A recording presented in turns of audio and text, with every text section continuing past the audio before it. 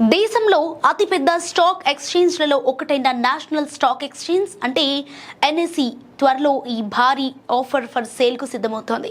సుమారు 20,000 కోట్ల రూపాయల ఈ అవకాశం మార్కెట్లో పెద్ద చర్చకు దారితీసింది.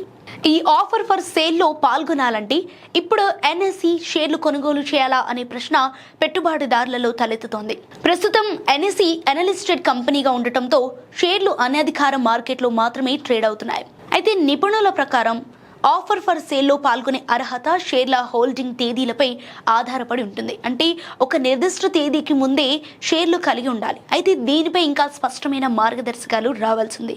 సో మరోవైపు ఎన్ఎస్ఈ ఐపీఓపై ఇప్పటికే నియంత్రణ సంస్థల అనుమతులు అండ్ కొన్ని లీగల్ అంశాలు పెండింగ్లో ఉన్నాయి. ఇవి క్లియర్ అయితేనే ఈ భారీ ఆఫర్ ముందుకు వెళ్లే అవకాశం ఉంది. ఇక పెట్టుబడిదారులకు నిపుణులు ఇచ్చే సూచన ఏంటంటే గ్రే మార్కెట్లో షేర్లు కొనుగోలు చేసే ముందు రిస్క్ను పూర్తిగా అర్థం చేసుకోవాలి. అధికారిక వివరాలు వచ్చిన తర్వాతే నిర్ణయం తీసుకోవటం మంచిదని చెబుతున్నారు. మొత్తానికి ఎన్ఎస్ఈ ఆఫర్ ఫర్ సేల్ మార్కెట్లో ఒక పెద్ద ఈవెంట్గా మారే అవకాశం ఉంది. పెట్టుబడిదారులు దీనిపై మరింత స్పష్టత కోసం ఎదురు చూస్తున్నారు.